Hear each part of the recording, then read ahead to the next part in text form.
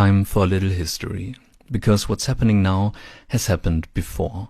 After years of supporting him, after boosting right-wing figures and stoking culture wars, Musk is now publicly criticizing Trump's so-called Big Beautiful Bill on X. Behind the drama lies something bigger. Many of the billionaires who backed Trump's second term through money, media or silence are now bleeding value. The markets are nervous, investor confidence is shrinking, and all of it feels disturbingly familiar. Because this isn't the first time oligarchs made deals with dangerous populists. In the 1930s, German media mogul Alfred Hugenberg used his empire to help Hitler become chancellor. He believed he could control him. And he was wrong.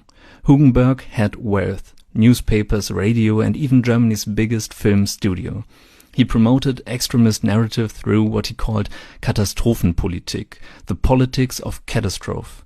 His method: flood the public with fake stories to spread fear, erode the political center, and create chaos that only the far right seemed ready to solve. Hugenberg calculated that by hollowing out the political center, political consensus would be impossible and the democratic system would collapse. As a right-wing delegate to the Reichstag, Hugenberg proposed a freedom law that called for the liberation of the German people from the shackles of democracy. Sounds familiar? He wasn't trying to inform the public. He was trying to break democracy, and it worked. The democratic Weimar Republic collapsed. Hitler rose to power. Industrialists who once despised the Nazis began to fund them. Men like Fritz Thyssen and Gustav Krupp gave millions to Hitler's campaigns, thinking they were buying protection from communism and strikes. Instead, they were buying themselves into a dictatorship. For the industrialists who helped finance and supply the Hitler government, an unexpected return on their investment was slave labor. The life expectancy of inmates at an, for example, IG Farben facility at Auschwitz was less than 4 months. The IG Farben company owned a chemical subsidiary that produced a cyanide-based pesticide known as Zyklon B, which was used in the gas chambers to kill millions of Jewish people. Some of these industrialists who supported Hitler would later see their companies taken over, their assets seized, and their families imprisoned. Fritz Thyssen, the industrialist, and Hilmar Schacht, a banker, both ended up in concentration camps after crossing Hitler. And Hugenberg? Before Hugenberg sealed his pact with Hitler, a close associate had warned Hugenberg this was a deal he would come to regret. He said to Hugenberg, "One night you will find yourself running through the ministry gardens in your underwear, trying to escape arrest." And he would be right. As one Hitler associate explained the Hitler-Hugenberg dynamic, Hugenberg had everything but the masses, Hitler had everything but the money. Hugenberg wanted, in exchange for support for Hitler, a special ministry overseeing the country's finances. Some newspapers titled, "Hugenberg is in charge, not Hitler." In his new role, Hugenberg placed tariffs on several goods, violating trade agreements and inflating the cost of living.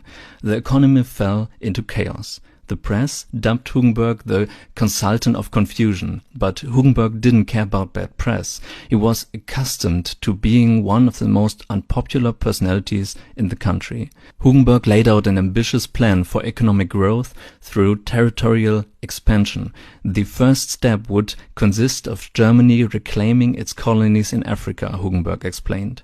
The second would be that the people without a space, Volk ohne Raum, would open areas in which our productive race would create living space. Although both Hitler and Hugenberg were fiercely anti-communist, anti-democratic, anti-immigration and anti-Semitic, their attempts at political partnership failed spectacularly and repeatedly. The problem weren't ideological differences, but in the similarity of their temperaments and their competing political aspirations. Like Hitler, Hugenberg was inflexible, stubborn and self-righteous.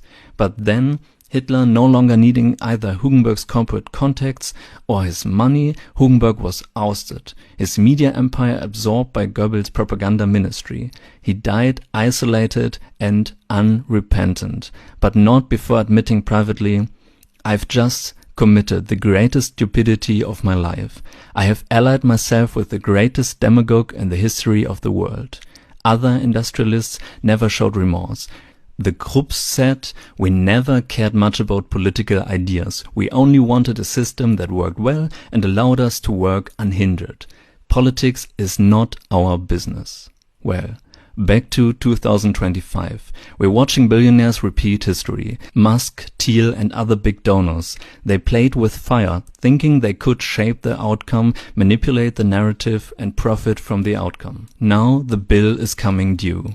Trump doesn't care about the markets. He doesn't care about business as usual. He wants control. And chaos helps him, just like it helped Hitler.